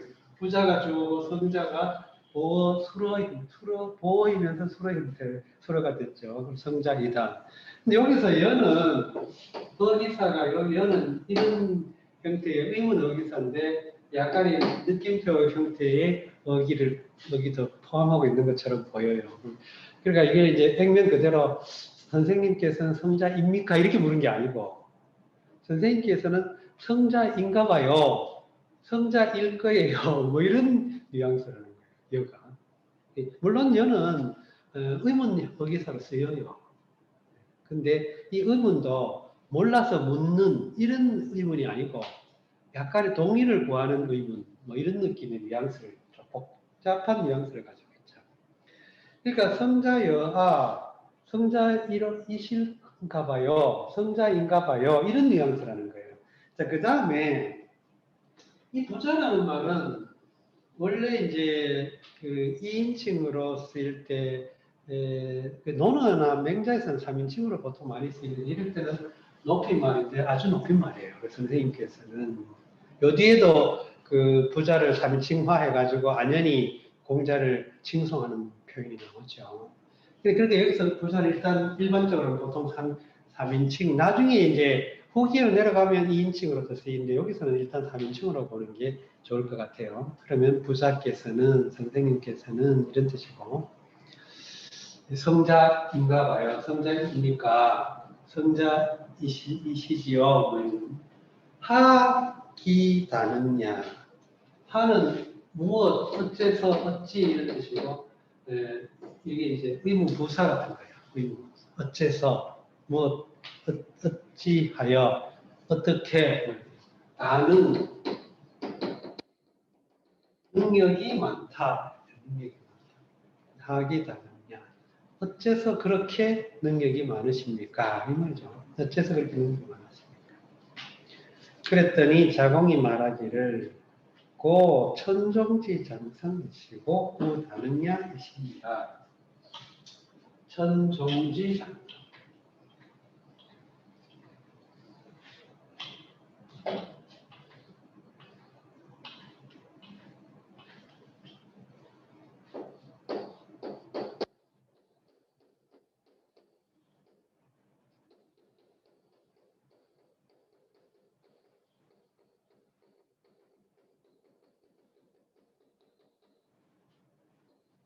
부사어예요. 그죠? 부사. 그러니까 참으로, 진실로, 본디, 본래, 뭐 애초에, 뭐 애당초, 뭐 이런 뉘앙스를 갖는 부사어예요.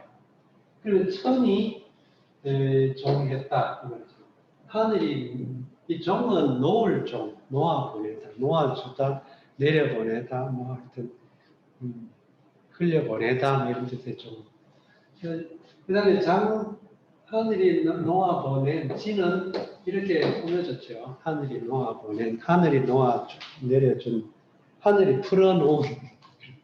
근데 이거 가만 보면 요게 실사 더하기 첫줄 종이죠. 그래서 요게 뜻을 나타내고 요게 이게 발음을 나타내요.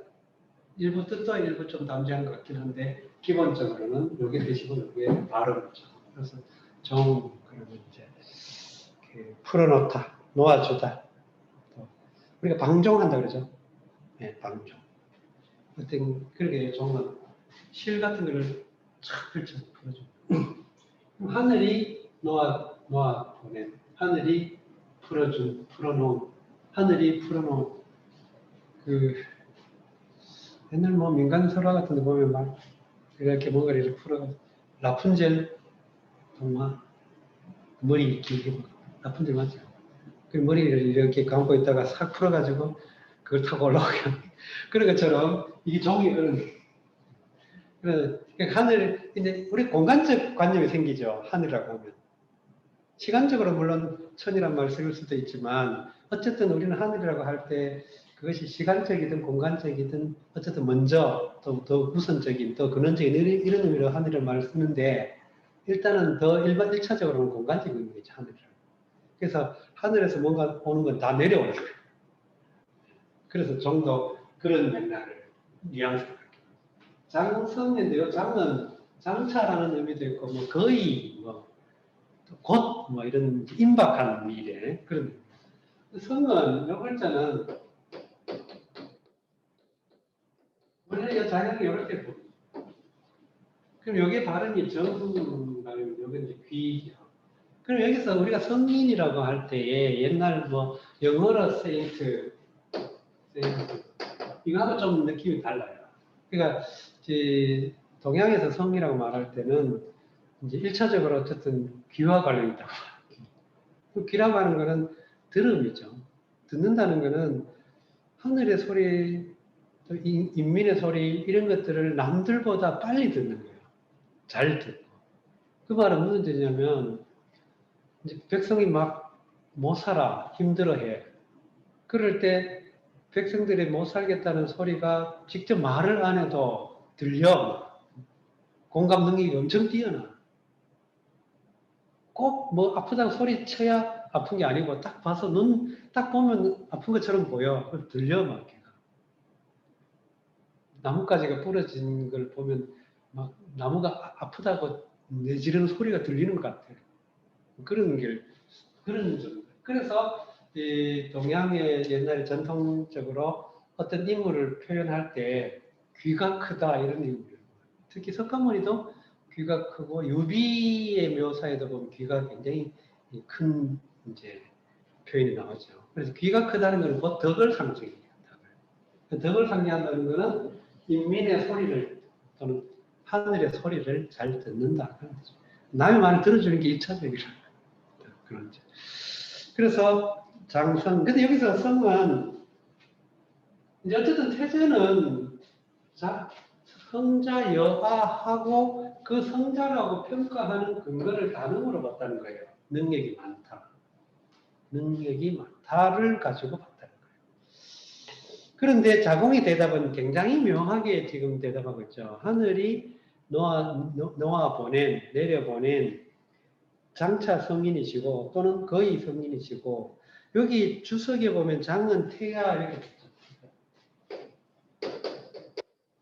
태야 태는 부사로 쓰이면 거의라는 뜻이고 위태하다.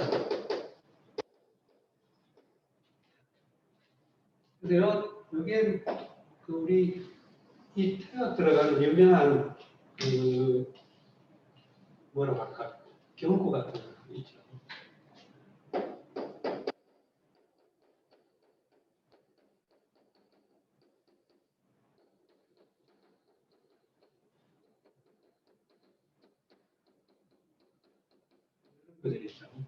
지피지기 백전불태 이런 말이죠.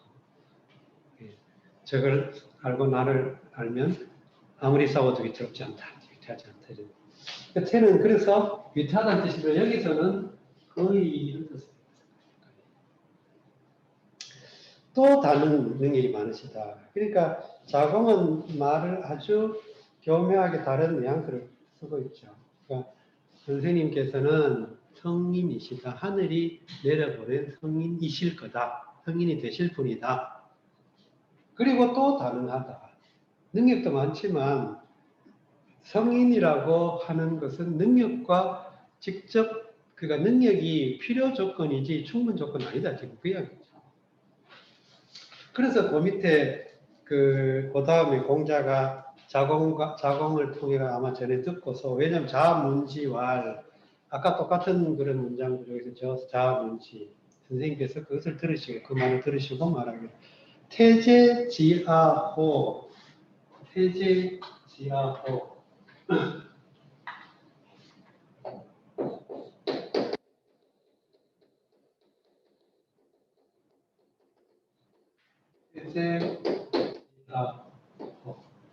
여기는 보는 역시 의문의 느낌도 나지만 하여튼 의문문과 의문부호와 느낌표 사이는 그렇게 아주 다른 것 같지 않나 웬만해서는 뉘앙스상으로 약간 얽혀 있는 경우가 많죠. 놀라움 뭐 이런 점. 그래서 태제는 나를 아는구나 아는도다. 그래서 아는가 보다 뭐 이런 식이에요. 이 소야의 천. 소야 천. 자, 이 은혜본의 이 은혜본이 약간 좀 판본이 몇 가지가 있긴 한데 우리가 많이 쓰고 있는 이 은혜본의 맹점이 그 문형을 우리 어떤 그 문장 논리를 안 따르고 우리 일상적으로 말하는 형태로 따른 그 구를 나눈 게 많아가지고 가끔 오히려 문장 이해에 방해가 되는 경우가 좀 있는데 바로 이런 것도 그렇습니다. 소야의 천고로 그러면 고가 그래서 천 다음에 고가 바로 이어져서 구두가 찍혔잖아요. 그죠? 근데 그게 아니고 논리적으로는 소야 천 그 다음에 뭐 이런 구조예요. 그러니까 앞에 게 전제가 되고 뒤에 게 결론이 되는 그런 구조죠. 그거는 바로 우리가 왜 뭐 유명한 I think therefore I think 이렇게 말할 때 therefore에 해당하는 우리 이렇게 큰 말을 여기서 찍죠. 그런 것처럼 고로 그러므로 예를 들어 우리가 수학적인 영어를 한다면 S는 P이다, P는 Q이다. 그렇고 따라서 이게 고로 해당하는 거기에 고로 이런 말이죠. 따라서 우리가 은밀하게 고두점을 찍으려면 소여천 찍고 이렇게 이런 은혜 이런 게 있습니다. 이건 아마 왜 은혜가 이렇게 됐냐에 대해서는 판본에 대한 문제라서 저는 잘 몰라요.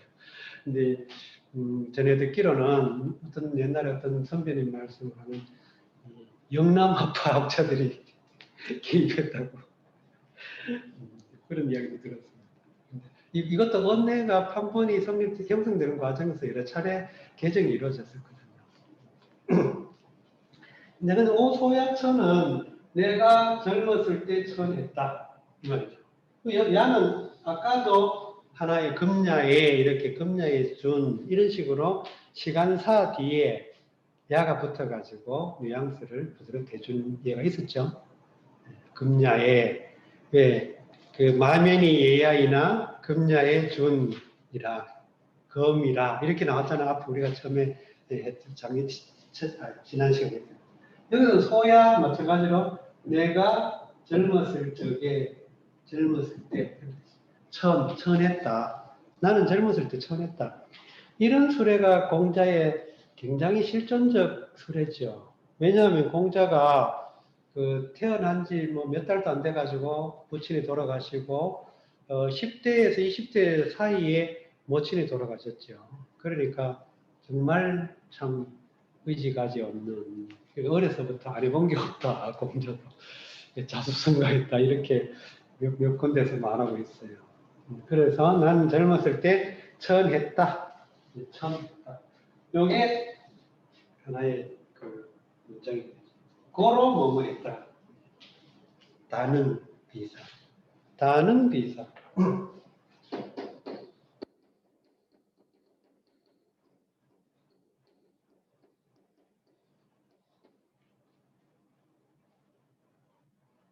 능하다. 여기 수려죠. 많이 능하다.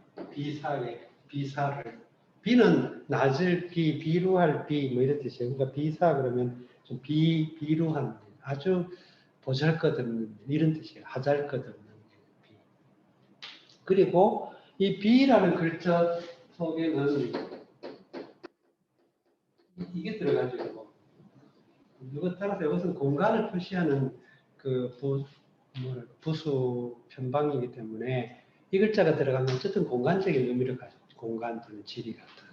그래서 여기서 B는 그래서 중심지가 아니고 그 어떤 그 페리페리, 여기서 이 중심지에서 한참 밖으로 변두리, 우리말로 하면 변두리, 이런 의미가 있죠. 비읍, 이제 변두리. 그래서 여기는 아주 하잘것없는, 보잘것없는 그런 뜻이에요. 나절비하고 좀 다르죠.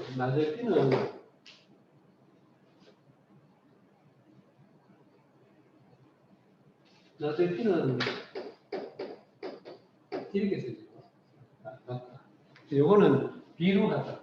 약간 뭐랄까 거칠고 또 하잘것없고 보잘것없고 아무튼 그런 뜻이. 그러면 여기서 이제 음해에 해 능히 뭐 이렇게 되잖아요. 이 해는 하 더하기 이죠. 하는 많다. 이거는 부사화 정리.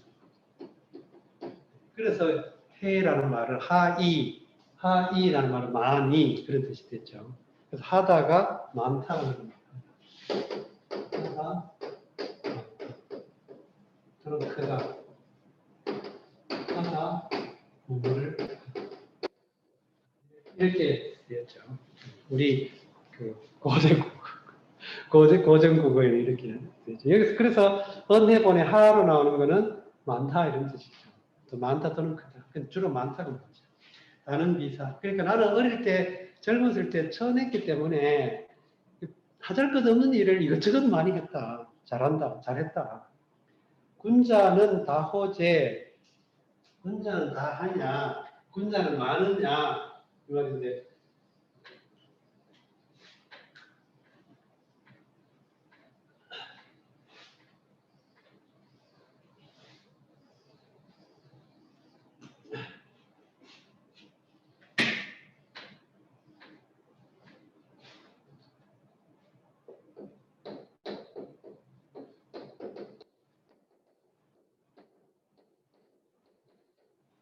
군자는 많느냐 이 말인데, 여기서는 무엇이 많다 이 말이 없죠. 무엇에 해당 보호가 없어요 지금. 많다라는 수로만 있죠. 그래서 여기서는 이제 군자는 재능이 많아야 되느냐 이 말이죠. 그게 생략됐죠. 이런 식으로 한문 문장에 생략이 자주 일어나기 때문에 좀 호는 뭐 이런 이제 의문 보호예요. 쟤 역시 그 어기를 살려주기 위해 들어가는 건데 이렇게 어기를 복합적으로 쓰는 예가 꽤 많죠. 고전하면. 부다야 많지 않다. 많지 않다라는 말은 재능이 많이 있어야 하는 건 아니다 그 말이죠. 이런 것들은 우리가 요 문맥 그대로 이해하면 번역하면 상당히 좀 뭐랄까 애매한 그런 느낌. 뇌는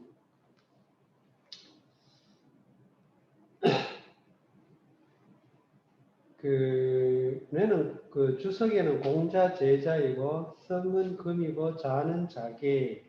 그러니까 성 이름이 금뇌 이런 뜻이잖아요. 자가 자기인데 또 다른 자로는 자장이라고 되어 있다. 그리고 위나라 사람으로 알려져 있어요. 위나라.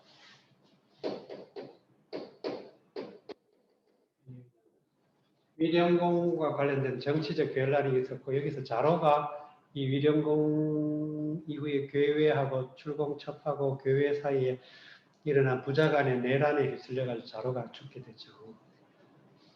그리고 또 공자가 상당히 오랫동안 체류한 그 나라이기도 하고 또 이 위령공의 그 후처인 남자에게 남자가 그때 실권이 있어가지고 공자가 남자하고 조금 뭔가 교섭을 하려고 하다가 자로한테 굉장히 지청구를 뭐 그런 일이 있는 이정현이 주연발 영화의 공자 영화의 이정현이 그 남자예요. 우리나라 이정현. 뇌가 말하기를 자이운 선생님께서 말씀하시기를. 근데 운은 역시 어떤 남의 말을 간접 인용해 주는 역할을 하죠. 운이라고 할 때는 보통 간접 인용의 경우에 운이라. 시운 뭐 이런 식으로 간접 인용의 경우. 오불시 고 예, 이것도 마찬가지예요. 오불시 고 이게 맞죠. 오불시 고 예. 여기에 오라고 하는 주어는 생략되어 있죠. 나는 시험하지 않았다는 말은 내가 시험했다는 게 아니고 나는 시험되지 않았다. 약간의 그 수동의 의미를 가져요. 또 시험 했다는 말, 이거는 시도, 여기서 이제 그 주석에는 용이라고 했는데 일종의 등용되지 않았다 그 말이죠. 그러니까 나를 써먹지 않았다. 나는 써먹음을 당하지 않았다 이 말이에요. 그러니까 약간 피동의 수동의 의미가 되죠. 나는 불시했다. 나는 나 자신을 시험해 보지 않았다 이렇게 말하면 스스로를 시험해 본다는 건 좀 어렵죠. 말이 좀 이상.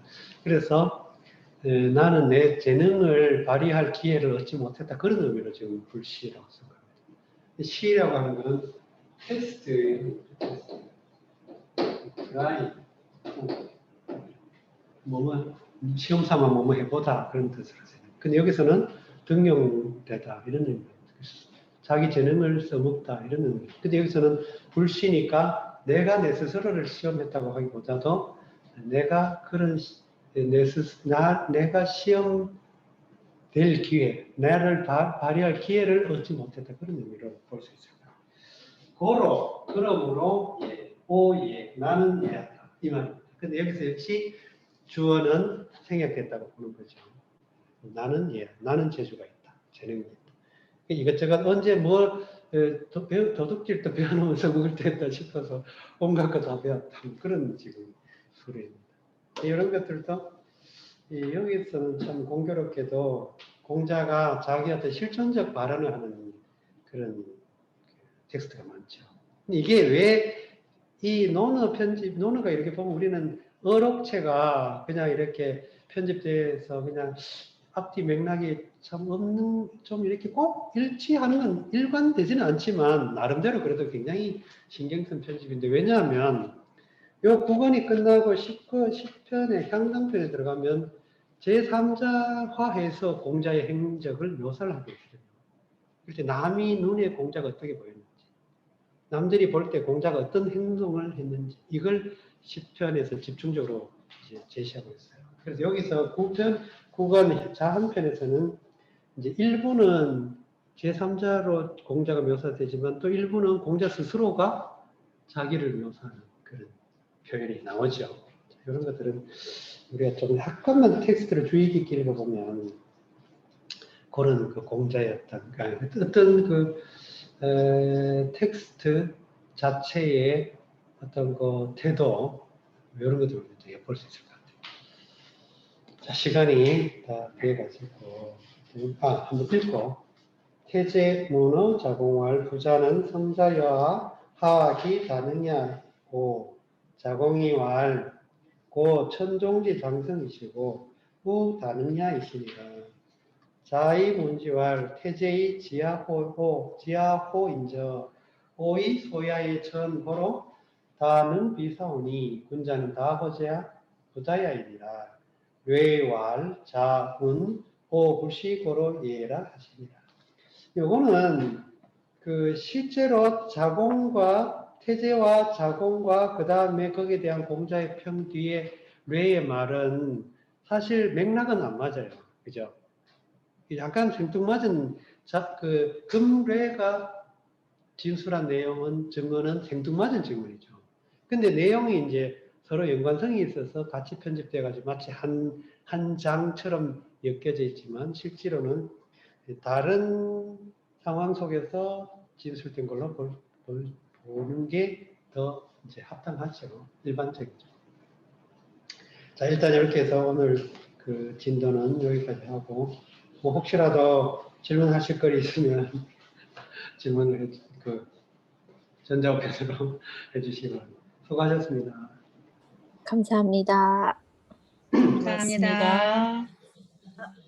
고맙습니다.